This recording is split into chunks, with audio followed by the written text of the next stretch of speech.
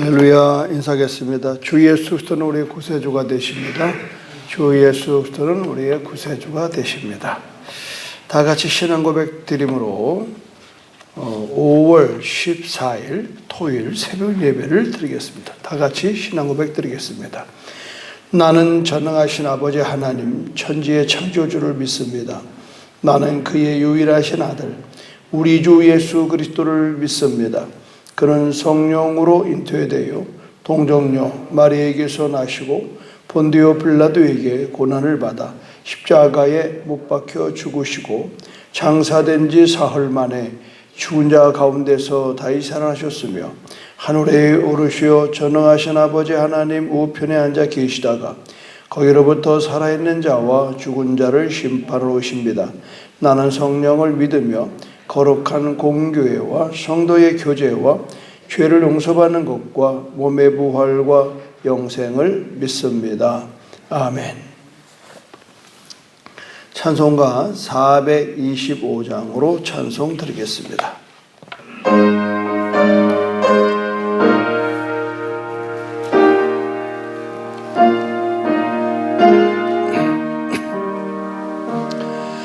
주님의 뜻을 이루소서. 고요한 중에 기다리니 진흙과 같은 날 빚으사 주님의 형상 만드소서. 주님의 뜻을 이루소서. 주님 발 앞에 엎드리니 나의 맘속을 살피시사 눈보다 시게 하옵소서. 주님의 뜻을 이루소서. 병들어 몸이 피곤할 때 권능의 손을 내게 펴서 강건케 하여 주옵소서. 주님의 뜻을 이루소서. 온전히 나를 주장하사 주님과 함께 동행함을 만민이 알게 하옵소서. 아멘.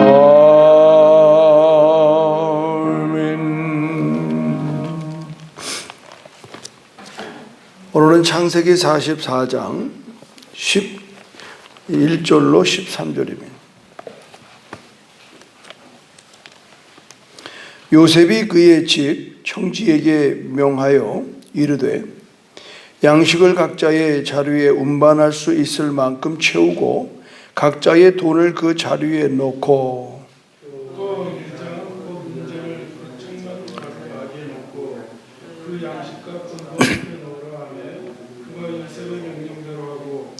아침이 밝을 때에 사람들과 그들의 나귀들을 보내니라.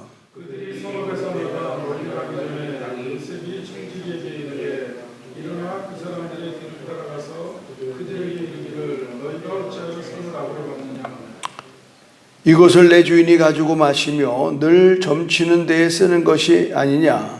너희가 이같이 하니 악하도다 하라. 그들이 그에게 대답하되 내 주여 어찌 이렇게 말씀하시나이까. 당신의 종들이 이런 일은 결단코 아니하나이다.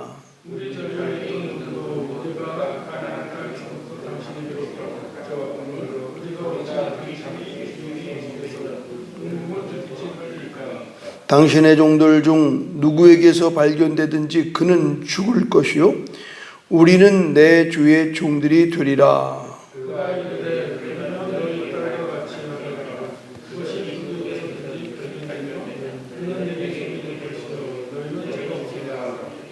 그들이 각각 급히 자루를 땅에 내려놓고 자루를 각기 푸니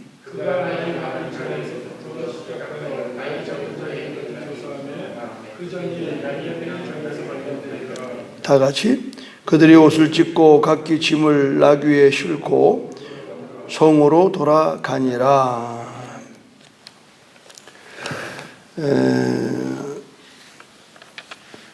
우리가 살다 보면은 원치 않게 어떤 올무에 걸리는, 쉽게 말하면 시험이 찾아올 때가 있습니다. 지금 이 상황 속에서 요셉은 형들을 시험하기 위해서 나름대로 총지기와 함께 이 쉽게 말하면 베냐민을 좀 붙들어 놓으려고 이런 일들을 계획하고 또 실천하고 있습니다.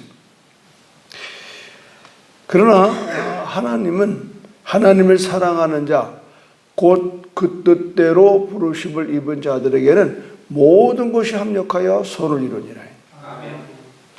항상 여러분 축복은 말이죠, 시험을 이길 때 나오는 거예요. 꼭 명심하셔야 됩니다. 성도에게는 반드시 시험이 찾아온다 하는 거예요. 반드시 찾아온다. 그러나 중요한 것은 내가 잘못해서, 그러니까 시험은 두 가지예요. 하나는 유혹을 받아서 하는 거. 예를 들어서 지금 이게 이 은잔을 욕심이 나서 훔쳤다고 그러는 것, 그거는 유혹으로 인해서 오는 시험이고요. 그러나 이거는 전혀 내가 개의치 않았는데 이 시험이 어떤 예정된 일을 앞두고 온다는 거죠. 그래서 축복은 변장돼서 옵니다. 절대 나 축복이다 하라고 그러면 다 받죠. 그런데 그 축복은 말이죠, 우리들의 삶 속에서 야 이거 왜 이러지? 왜 이런 일을 당하지? 두렵기도 하고 떨리기도 하고 억울하기도 하고 말이에요. 이 다양한 모습으로 다가올 때에 여러분들이 여기서 어떻게 대처할 것인가 하는 부분을 오늘 한번 생각해 보기를 원하는 겁니다. 살아가면서 여러분이 얼마나 애꿎은 얘기 많이 들어요. 내가 하지도 않은 내가 했다고 그러고, 또 많은 사람들이 주목하여 오해도 하고 뭐 너무 많잖아요. 그럴 때에 변명할 게 없습니다. 주님은 아시죠? 따라서 주님은 아시죠? 이걸로 일관해야 돼요. 뭐 할 말이 없는 거예요. 요셉도 감옥에 갔을 때 그냥 간 게 아니잖아요.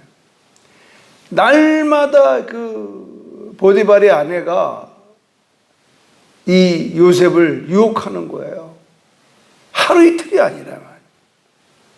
밤이면 밤마다 남편만 없으면 찾아와서 자꾸 괴롭히고 우리 함께 놀아보자 이러고, 결국은 끌려 들어갔다가 그냥 옷이 벗겨진 채로 도망 나왔잖아요.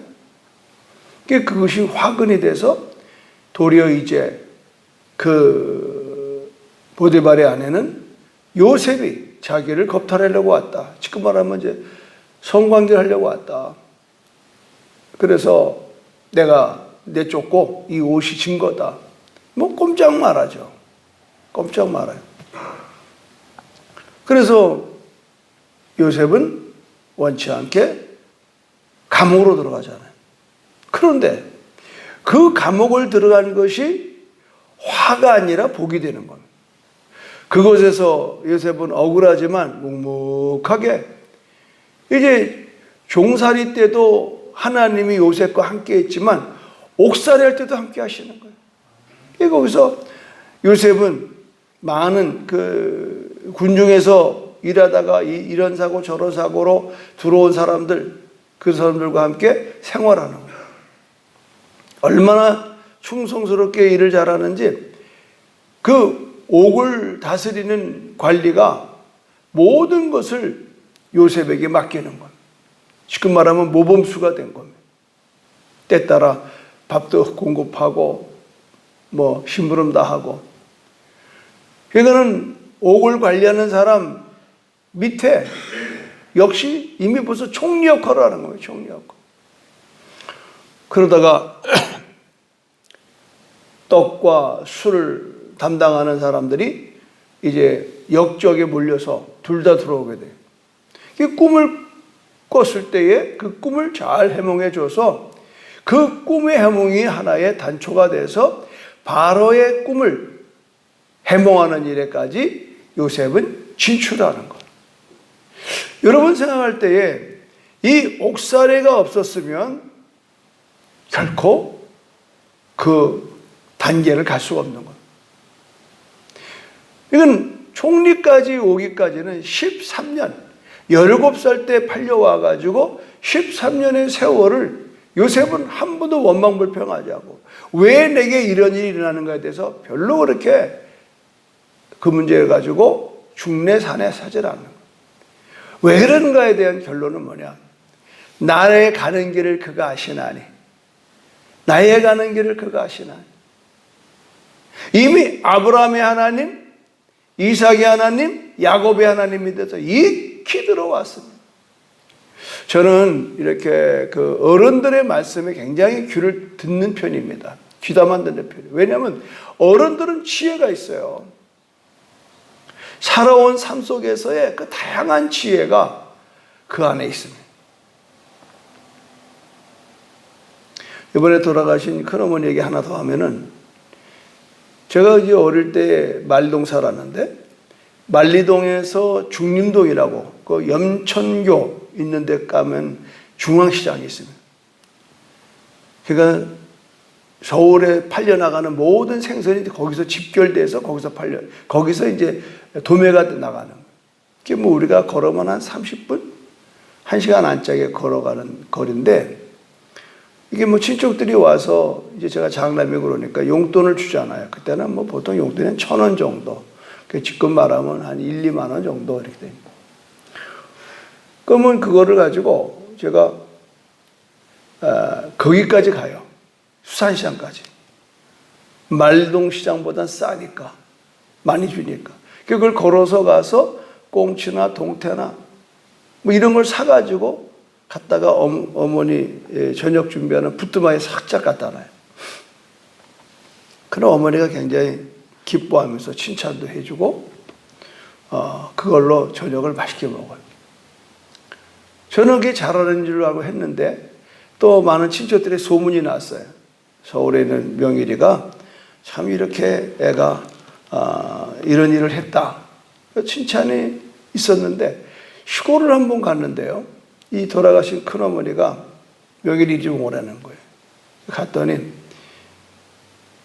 너는 어떻게 생각이 모자르냐 그러는 거예요. 그래서 내가 무슨 말씀이십니까? 그러니까 이놈아, 네가 가난이 지긋하지도 않냐?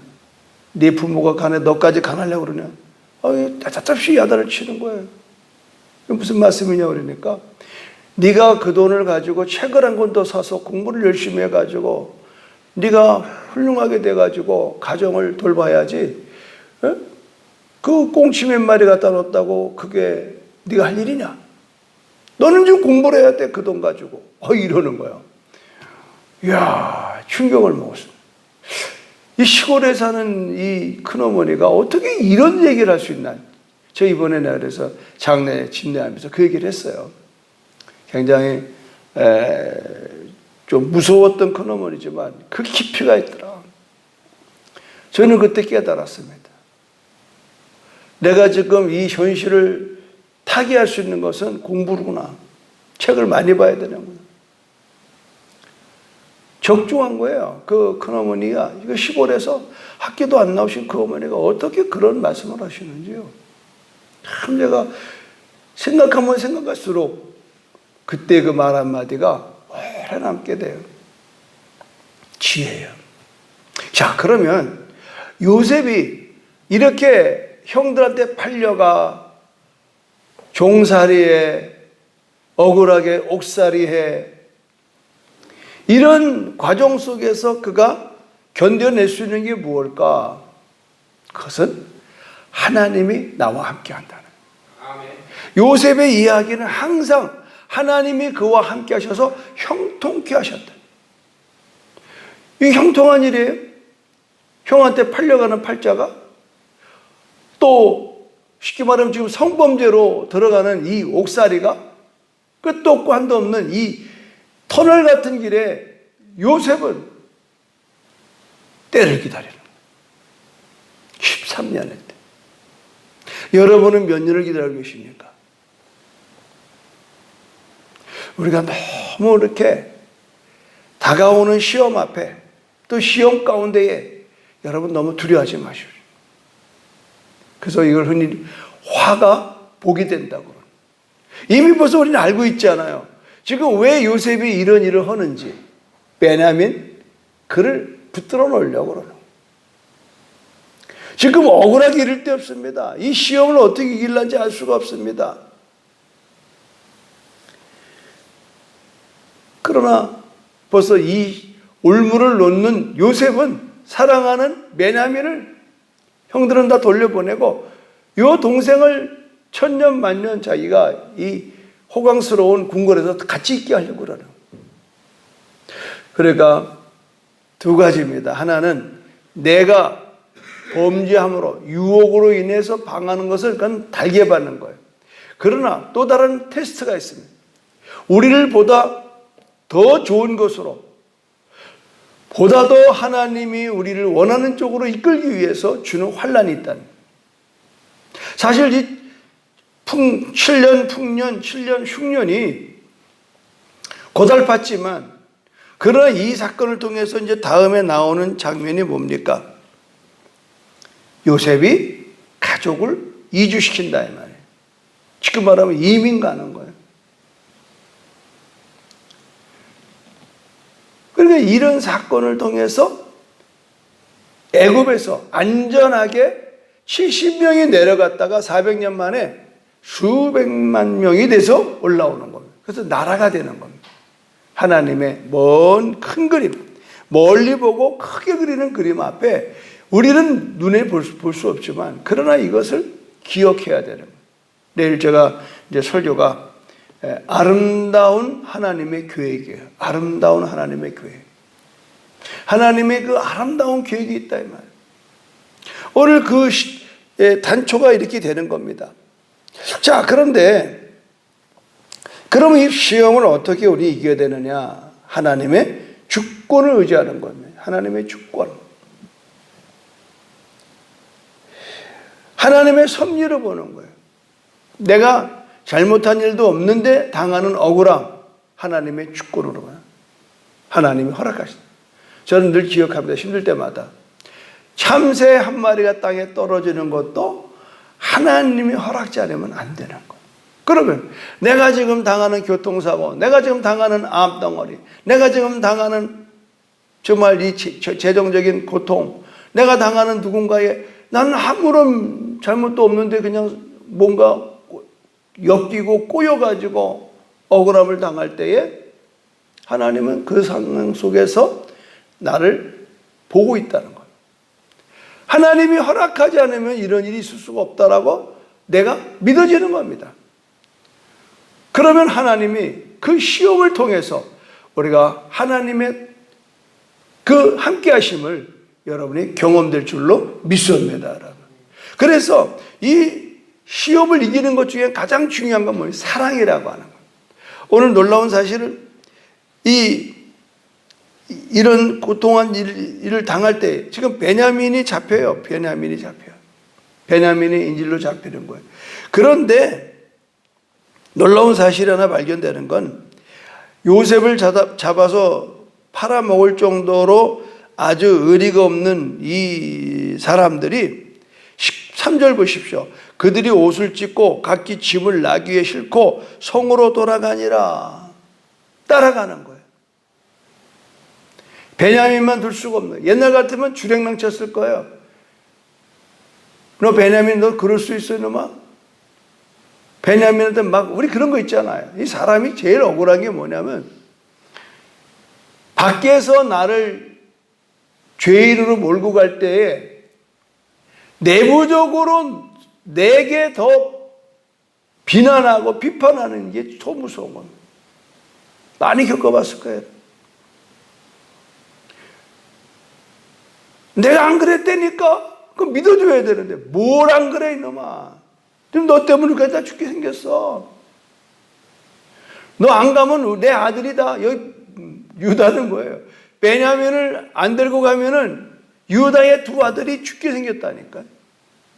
이게 보통 문제는 이게 지금 그냥 볼 문제가 아니라고요. 그런데 놀라운 사실은 다른 형제들이 베냐민을 따라오 가는 거예요. 이거 있을 수 없잖아요.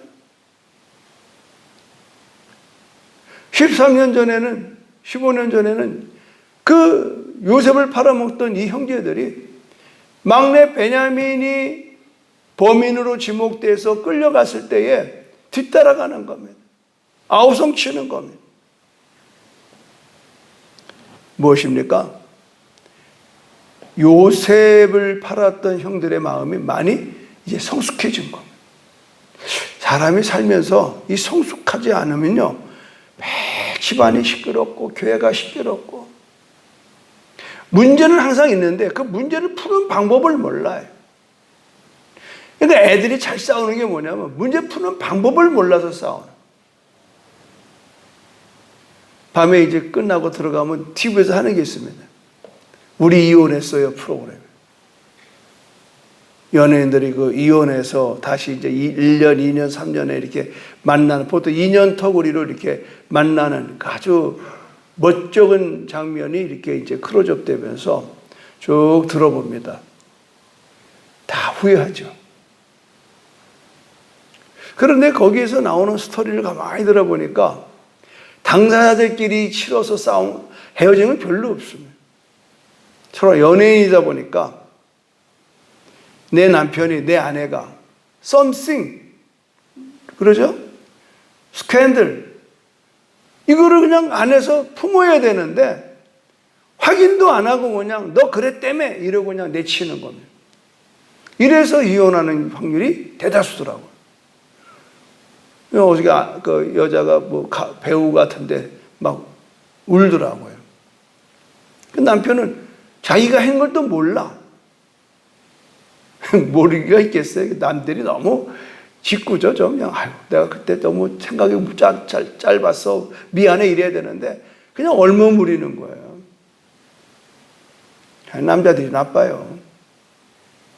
배우 하라고 해놓고는 또 배우하다 보면 러브씬도 나오지. 그걸 못마땅해가지고 말이지. 어쨌거나 우리들이 중요한 것은 뭐냐. 이 성숙하지 않으면요 사고 나는 겁니다. 교회도 마찬가지예요. 교회 안에 다양한 일들이 막 일어납니다. 근데 그거를 그냥 들리는 대로 보는 대로 우리가 막 그거를 해집고 다니면요 여기 남아있을 사람 아무도 없다는. 우리가 서로 보듬어주고 시험을 당한 사람들에게 손 내밀어 주는 게 얼마나 중요하지 뭐. 다 너를 욕해도 나는 널 욕 안 해. 나는 네가 안 그럴 줄 알아. 이래야 되는. 근데 뭐냐. 아니 두둔해야 될 가족이 먼저 말이지 뭐 내가 당신 때문에 창피해 못 살겠다고 그러고 막 이래 보면 끝나는 거거든요. 여러분 시험을 당한 사람에게 손을 내밀어 주십시오. 사랑이 담긴 우리의 손길이 시험을 이기게 하는 원동력이 될 줄로 믿습니다, 여러분. 근데 이게 교회들이 약해요. 아주 약합니다. 조그마 일만 있어도 그냥 부풀려지고, 그래서 이것 때문에 교회가 어려움을 당한. 그게 뭐냐? 마귀가 틈타네. 마귀가. 오늘 시험을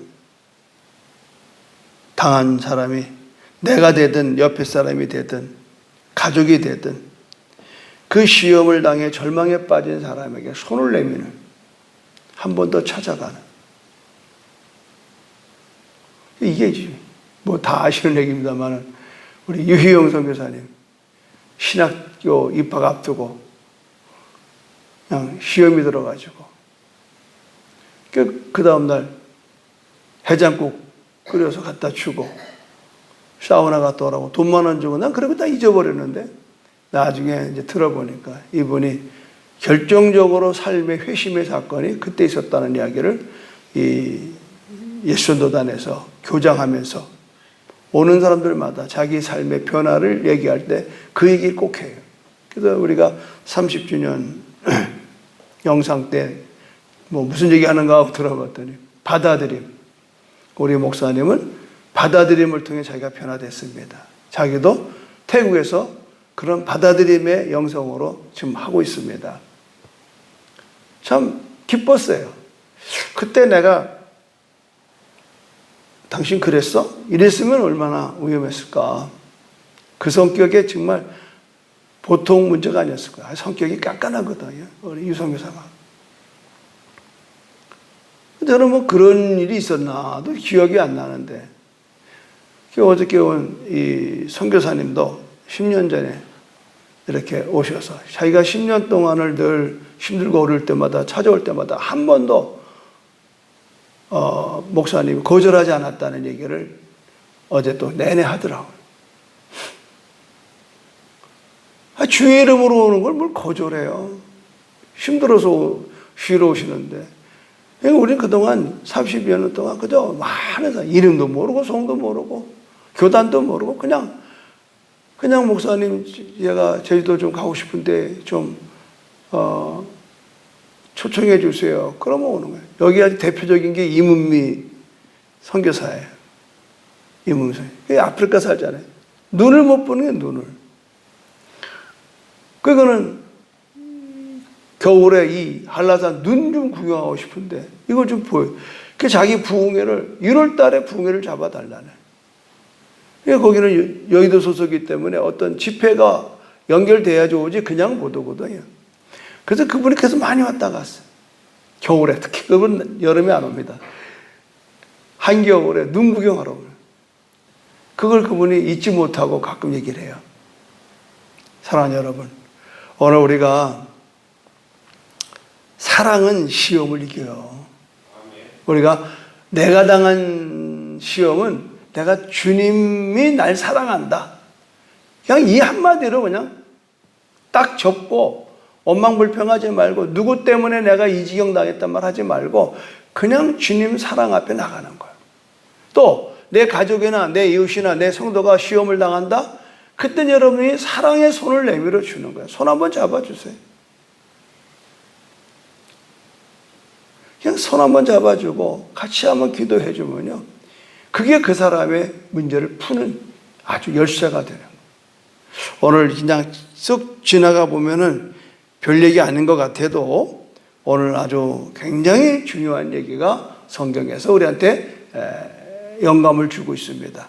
아무쪼록 저와 여러분이 정말 시험을 당할 때 또 시험을 당하는 사람을 보면서 여러분이 내가 어떤 태도로 손을 잡아줄 것인가는 여러분들이 생각하시고 오늘 하루가 여러분 그런 시험 가운데 있는 분들을 찾아가서 손잡아주고 위로해주고 격려해주고 기도해주는 저와 여러분 되기를 주님의 이름으로 축원합니다.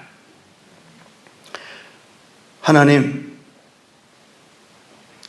억울한 일을 당할 때에 성도답게 대처하지 못한 적이 우리는 많았습니다. 그러나 이제 우리는 성숙했습니다.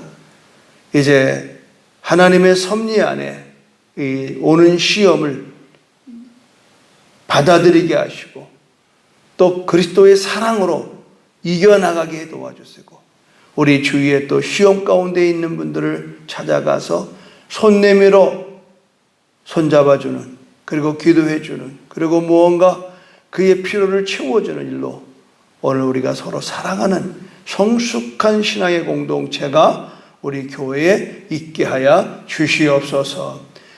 예수님의 이름으로 기도드립니다. 아멘. 하늘에 계신 우리 아버지, 아버지의 이름을 거룩하게 하시며 아버지의 나라가 오게 하시며 아버지의 뜻이 하늘에서와 같이 땅에서도 이루어지게 하소서. 오늘 우리에게 일용할 양식을 주시고 우리가 우리에게 잘못한 사람을 용서하여 준 것 같이 우리 죄를 용서하여 주시고 우리를 시험에 빠지지 않게 하시고 악에서 구하소서. 나라와 권능과 영광이 영원히 아버지의 것입니다. 아멘. 우리 주여 삼창으로 통성기도합니다.